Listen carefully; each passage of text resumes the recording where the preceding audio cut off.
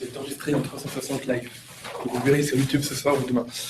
Donc, merci d'être ici pour cette présentation. Donc, c'est une première, on va voir ce que ça donne. Donc, on a en théorie 17 personnes inscrites ici, on est 14. Et on a 6 personnes inscrites pour le streaming, tu me disais tout à l'heure, je crois qu'elles sont présentes. Donc, on va avoir un léger lag de 10 à 15 secondes pour le streaming. On espère avoir un petit retour après, voir si c'est une expérience qui fonctionne. Donc aujourd'hui, le but, c'est de parler de 360 degrés, de sortir de ces photos plates et de ces vidéos traditionnelles pour ajouter une dimension. Pour ça, on accueille Leïla Ouanani-Lubic. Merci beaucoup de votre présence, qui va nous faire tout à l'heure un retour d'expérience sur différentes vidéos qu'elle produit en 360 degrés. Et sans tarder, donc le plan de la présentation, on va tout d'abord s'intéresser à un petit historique de tout ce qui est 360 degrés, voir qu'il y a un vrai boom des photos et des vidéos 360 degrés, parler un petit peu du matériel, du hardware, du software, qu'est-ce qu'on peut faire avec ces appareils, voir quel est le futur de ces 360 degrés. Et on a différents appareils ici, donc on a un Kodak 360, on a je ne l'ai pas sorti, je sais donc je parle, un casque, comment est-ce qu'on dit Didier? Homaidou, ouais. Homidou, de marque. Donc on a un petit casque de réalité virtuelle ici. Ceux qui veulent les démos après, on peut voir. Et on a donc des Ricoh Theta, donc un petit ici et un deuxième là, j'en parle tout à l'heure. Mais d'abord, qu'est-ce que c'est que ces photos et ces vidéos 360? Alors, si le lien fonctionne, sinon en théorie je l'ai déjà ouvert, voilà.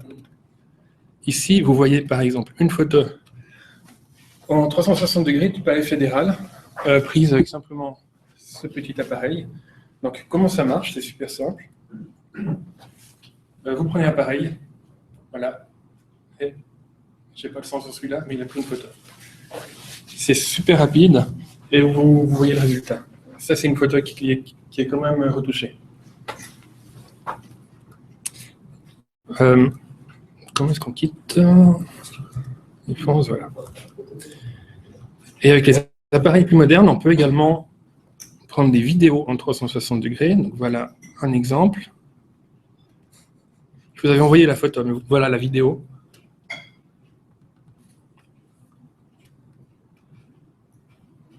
Donc ça fait des souvenirs de vacances qui sont relativement sympas.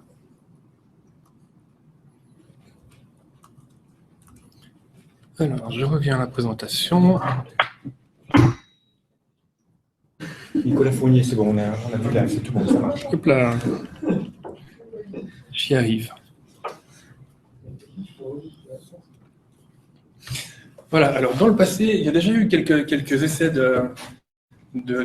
pas de vidéo 360 degrés, mais un certain historique. Par exemple, en 1787, des peintres ont commencé à produire ce qu'on appelle des panoramas. Des panoramas, c'est des espaces en 360 degrés, avec des peintures qui sont peintes tout autour de l'utilisateur, sur des surfaces qui sont relativement grandes, des dizaines de mètres, et avec des mises en scène qui sortent des murs, de ces murs 360 degrés et qui viennent vers le spectateur.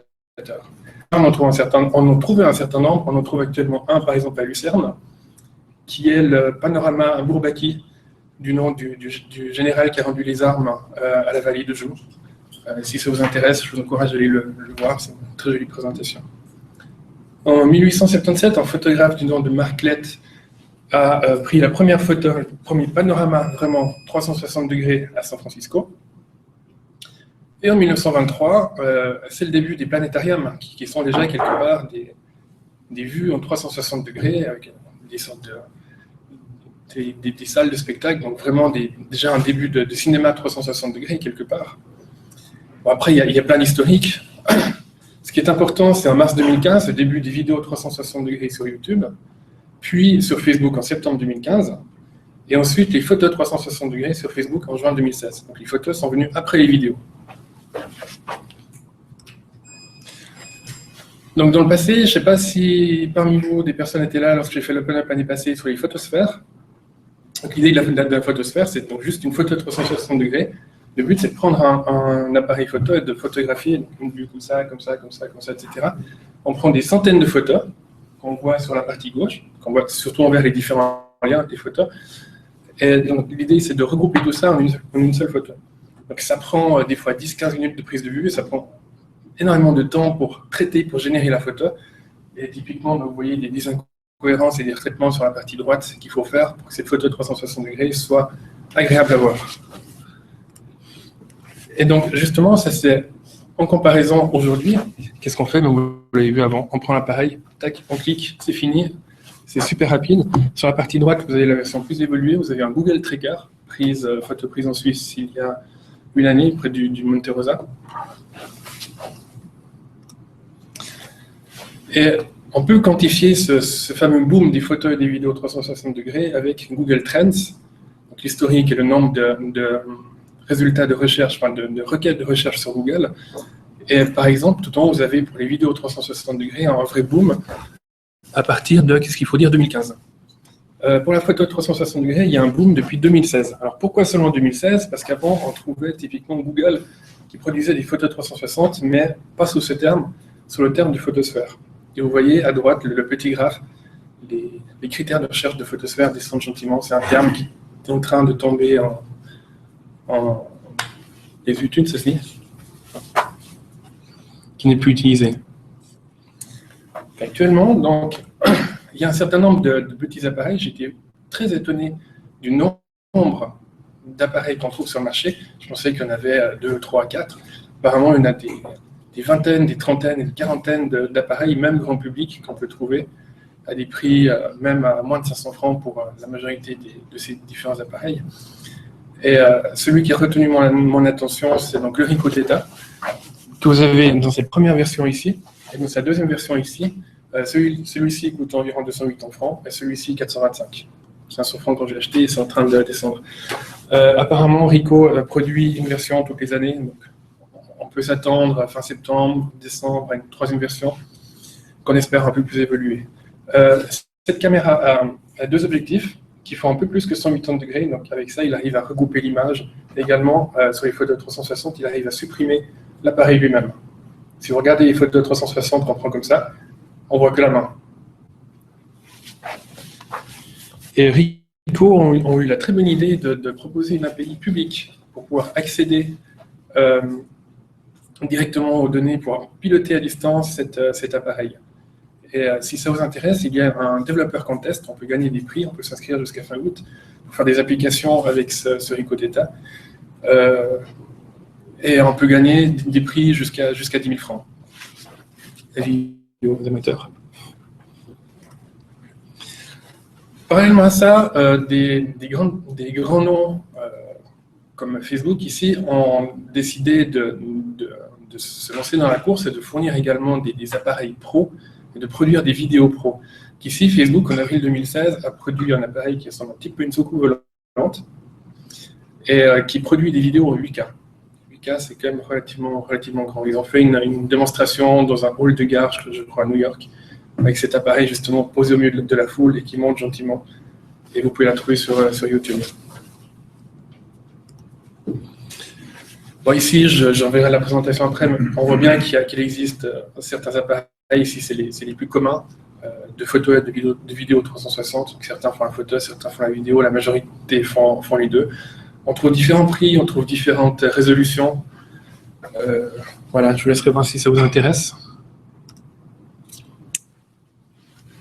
Et ensuite, qu'est-ce qu'on peut faire avec ces vidéos et ces photos 360 degrés? Donc, on trouve par exemple des séries, des séries télévisées, des téléfilms, différentes choses. Par exemple, Arte produit une application sur smartphone pour voir comment est-ce qu'on dit en français, des behind the scene sur des tournages 360 degrés.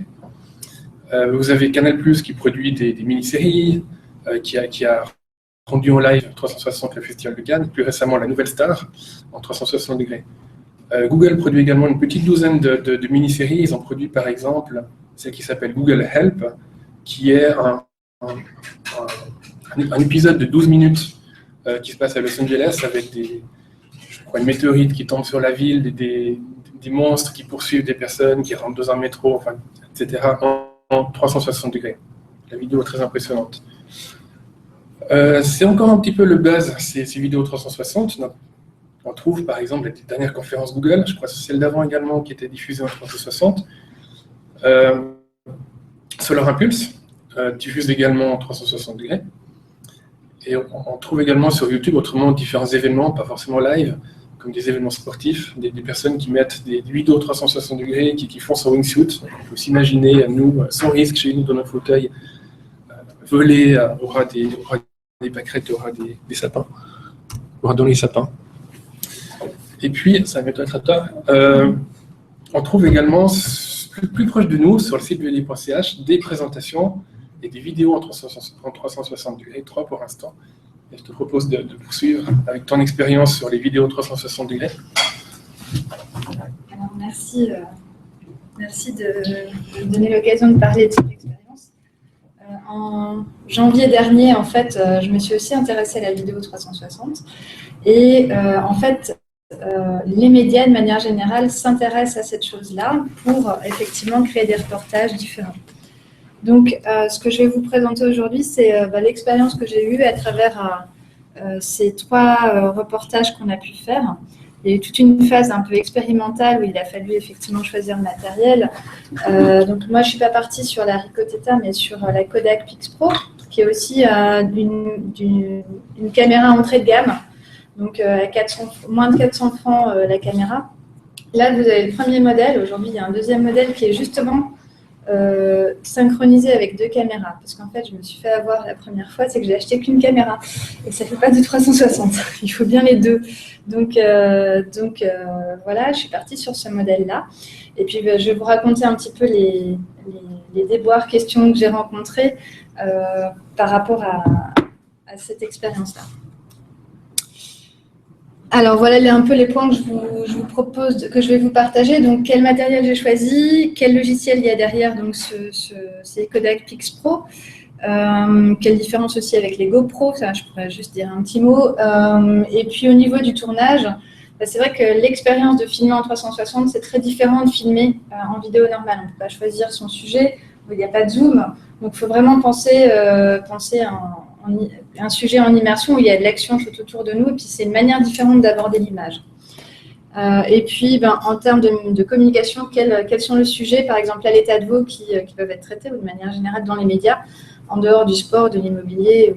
Voilà, c'est aussi un sujet qui est intéressant pour changer les sujets au niveau de la communication. Donc là, vous voyez l'image de la dernière, justement, caméra Kodak. Elle est en 4K. Celle-là, elle est juste en 2K. Et puis, donc, elle fait ce truc synchro. Et donc, ils vendent tous les accessoires, en fait. Contrairement à GoPro, quand vous achetez une Kodak, vous avez une vingtaine d'accessoires avec. Alors que chez GoPro, chaque accessoire est payé. Donc, c'était un petit peu aussi un des choix. Alors voilà, en février, non, ça c'est sorti en mars, la Gazette de mars, on présente les 2 premières vidéos.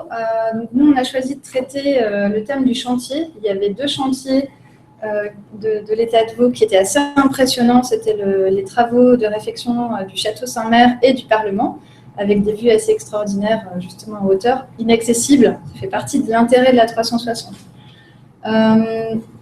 Donc on les a diffusés dans la Gazette. Avec aussi tout un petit mode d'emploi, parce que regarder une vidéo 360, par exemple sur un téléphone, il faut télécharger l'application YouTube, sinon vous n'avez pas l'effet. Et puis sur le navigateur, ça marche, mais c'est un peu moins sympa que sur un téléphone. Donner un peu les explications aussi pour initier les gens à bien regarder et pas avoir une vidéo tout aplatie quand ils vont regarder. Et puis on a eu un petit écho dans la presse avec le 24 heures qui a remarqué qu'on avait tenté cette expérience. Là. Alors, les vidéos, vous les retrouvez, comme l'a dit Cédric, sur la chaîne YouTube de l'état de veau. Donc, il y en a 3. La dernière était assez intéressante. C'était, donc, je suis allée à la rencontre du président de la Confédération à la place Saint-François. Les premières vidéos, j'avais pris un pied micro, donc c'était plutôt fixe. J'essayais d'être moins présente. Dans la rencontre avec Johan Schneiderman, j'avais acheté un selfie stick, et puis là, je suis allée vraiment à la rencontre, et puis il y a un moment où je lui serre même la main, donc je me suis retrouvée vraiment voilà, au cœur de la foule et puis en situation vraiment de filmer d'un bras et puis de vivre de l'autre. Donc c'était assez drôle. Alors, au niveau matériel, voilà, je suis partie sur 2 Kodak. Ce qui est intéressant, c'est de les distinguer. Alors, j'ai le petit autocollant de couleur, ça a l'air anecdotique, mais en fait, c'est important parce qu'on filme toujours avec une caméra qui est face et l'autre qui est arrière. Et au niveau du montage, on va avoir des rushs qu'on va séparer de avant-arrière. Pareil pour... non, c'est surtout ça. C'est distinguer en fait quelle caméra on met devant pour ensuite faciliter le montage. À l'intérieur de ces 2 caméras, j'ai 2 micros SIM, donc pareil, qui ne sont pas forcément vendus avec la caméra. L'attache qui est là, qui est faite maison, avec soit pour le selfie stick, soit pour un pied micro. Et puis, oui, donc la prise de son, elle se fait par ces appareils, mais c'est une qualité tout à fait médiocre. Si on veut une bonne qualité, soit on peut, si on a une interview, on rajoute un micro-cravate et on fait une prise séparée. Et donc, on ne l'a pas acheté, mais le haut de gamme en termes de dictaphone numérique, ce serait le Tascam DR40 qui fait des prises de son assez magnifiques. Alors, ce n'est pas du son 360. Aujourd'hui, c'est vrai qu'il y a des expériences en son 360. Je ne sais pas si tu en as testé. Mais donc, moi, je n'ai pas fait non plus de son 360. Mais déjà, savoir qu'il faut distinguer la prise de son si on veut vraiment avoir une qualité parfaite, ça, c'est une notion importante.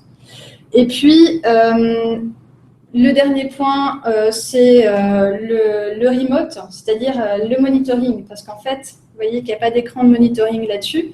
Je pense que tu n'en as pas non plus sur la Ricoh Theta. C'est la limite du truc, c'est-à-dire qu'on ne voit pas très bien ce qu'on filme. Avec Kodak PixPro, on peut télécharger une application sur iPhone ou iPad qui permet d'avoir quand même la vue des deux images, mais c'est très petit. Et c'est vrai qu'on ne se rend pas bien compte si ça marche ou pas. Et il faut savoir que quand on filme un sujet, si on est trop loin de son sujet, c'est une vidéo qui est plate et qui n'a aucun effet. Donc c'est quand même important de pouvoir regarder ce qu'on a fait, ce qu'on a filmé, rien que pour vérifier en fait. Et ça, c'est un peu la limite de ces produits-là. Alors, au niveau outils logiciels, donc ça c'est ce que je vous disais, le Remote Viewer, c'est donc développé par Kodak. Ça permet de visualiser, de vérifier ces images, mais vous voyez, ça fait 2 bandes. Donc, ce n'est pas très précis. Voilà, c'est assez limité. Ensuite, quand on dérush, on a donc 2 séries de rush et puis on va les coller. Donc, on a un logiciel qui s'appelle PixPro Stitch qui permet de les assembler. Donc, on voit les 2 sphères. Et puis ensuite, on peut dire. Alors là, ce qui est intéressant, c'est qu'on va synchroniser le son et l'image sur soit la piste 1, soit la piste 2, soit un truc automatique qui gère les 2. C'est super important de bien synchroniser le son. Et puis ensuite, on peut choisir un bout de la séquence dans le rush. En sachant que c'est chronophage, c'est-à-dire que si vous dérushez, si vous collez les 2 sur toutes les longueurs de tous vos rushs, ça va vous prendre des heures. Donc, il vaut mieux découper et faire le dérushage à ce moment-là pour choisir que les moments importants. Ensuite, le montage, on peut le faire dans Premiere, Final Cut. Moi, je travaille, donc à l'état de Go, il y a Premiere, donc j'ai travaillé sur ça. Là, on assemble les séquences. Le truc un peu sur lequel je me suis un peu bagarrée, c'est l'exportation. Le montage en lui-même, c'est assez classique. Mais par contre, l'export, il n'y a pas d'export prévu pour la 360 directement dans Premiere. Et en fait, c'est surtout une question de format pour avoir la qualité optimale, puisqu'on n'est plus sur du HD, YouTube comme d'habitude. On est sur un format 2K, donc en fait largeur de 1860 par une hauteur de 1440. C'est des paramètres qu'on doit rentrer manuellement dans ses paramètres d'exportation. Et c'est vrai qu'il faut chercher un petit peu pour avoir ces infos-là. Fréquence d'image, là c'était 30, mais on peut aller jusqu'à 60 images par seconde, c'est mieux. Et puis puis à mémoriser. Puis après, le codec de compression, c'est du H264, donc c'est un classique de compression. Mais c'est surtout cette taille. Quand on fait un export automatisé, finalement, il y avait une qualité qui était mauvaise, alors que normalement, au départ, j'ai une chaîne où j'avais une qualité plutôt pas mal. Et dernier logiciel que j'ai utilisé, c'est Metadata, donc c'est dans les conseils de Google. On ajoute des données pour que Google reconnaisse la vidéo 360. Je ne sais pas si on a encore besoin de le faire maintenant. Si, oui. Ouais, il le demande encore. Parce que Facebook est censé reconnaître directement la vidéo 360. Facebook le reconnaît, pas YouTube. Mais pas YouTube. Donc il faut télécharger sur la plateforme YouTube ce petit logiciel. Ça prend 2 secondes et demie d'ajouter les datas. Et ensuite, on upload dans le YouTube. Au niveau des particularités donc, du tournage, je vous l'ai dit, en fait, ce qui est important, c'est d'être au cœur d'une action. Donc, il y a des choses qui se passent devant, derrière, autour de nous. De ne pas être trop éloigné de ces actions, parce que sinon, ça aplatit vraiment le sujet, il n'y a plus rien à voir. Donc, c'est 5-6 mètres max. Et puis au niveau des mouvements, alors au niveau de la hauteur de caméra, on est plutôt sur il faut que la caméra soit au niveau des yeux. Si on est trop bas, trop haut, c'est un peu moins intéressant. En tout cas, ça dépend du sujet, mais si on n'est pas dans un paysage et qu'on filme des gens, c'est vrai qu'il faut garder cette hauteur-là. Et puis, en termes de mouvement de caméra, il y a des mouvements qui marchent mieux que d'autres. Donc quand on s'approche, ça marche mieux que quand on recule. Quand les mouvements latéraux ne sont pas très intéressants. Et puis après, ce qui est intéressant, c'est comme dans n'importe quel reportage, si vous avez des interactions avec des gens, des regards qui se croisent, il y a une vie qui se passe dans le reportage. Et puis la grande question, c'est est-ce que, donc, quand nous on s'est filmé, on nous voit, donc il y a une présence forte du reporter. On pourrait, dans certains reportages, le narrateur a décidé de disparaître, donc c'est aussi possible, en mettant un pied fixe ou en jouant sur effectivement l'axe. Le principe de la vidéo 360, c'est vraiment d'être en immersion. Donc c'est vrai que si on a un narrateur qui n'est plus présent, on perd ce côté subjectif, mais voilà, c'est un choix à faire. Moi, je suis partie sur une voix off dans mes 2 premiers montages, mais plutôt pour une simplicité technique, pour avoir un son de meilleure qualité, puis un rythme narratif qui était plus cohérent. Mais c'est vrai qu'il faut se poser la question est-ce que je dois apparaître ou pas. Surtout, en tout cas pour l'état de Vaud, dans une vidéo aussi institutionnelle, c'est assez drôle de se filmer et de représenter un sujet qui est en train d'interroger un sujet. Voilà, et puis en termes de sujets qui nous intéressent au BIC, il y a cette idée de filmer quelque chose qui n'est pas visible partout, ce qui est un peu inaccessible. Tu l'as dit, les coulisses d'un reportage, les coulisses c'est un peu un sujet de ce qu'on ne pourrait pas voir en mode public. Donc au niveau de l'état de Vaud, ça pourrait être intéressant d'avoir accès à des moments qui sont plutôt confidentiels ou secrets ou internes, mais qu'on peut quand même communiquer. Pour que le public puisse mieux connaître en fait le fonctionnement de l'institution. Le cas du président de la Confédération était intéressant parce qu'on a une scène, quelqu'un qui parle et puis des spectateurs derrière. Donc on a vraiment cette relation complète et d'ambiance qui est intéressante. Voilà pour les sujets qu'on a en tête et puis on va essayer de trouver d'autres moyens de faire des reportages. Voilà, merci. Merci.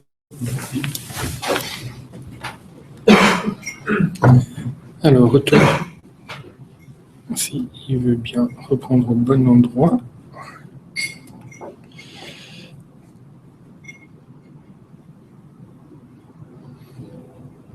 Voilà.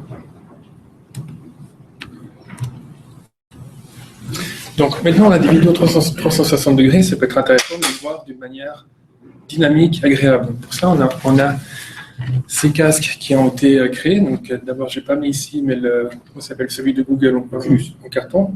Le cardboard. Voilà, cardboard. Le cardboard. Le cardboard, oui. Effectivement, l'Oculus et différents autres. Donc simplement, le principe, c'est qu'on glisse ici un smartphone. Et ensuite, on a simplement 2 lentilles. Et sur l'écran de l'appareil, on a 2 images qui sont projetées. et une simplement pour chaque œil. Samsung a le sien, donc ici le Samsung Gear, ce qui a donné quelques idées à certaines personnes, typiquement un cinéma à Amsterdam qui a décidé de créer un cinéma de réalité virtuelle avec ses Samsung Gear, avec des Galaxy S6, les smartphones, avec des chaises 360 degrés. Donc tout le monde voit le même film, c'est un peu leur principe. Et chacun a, comme ici, son petit appareil.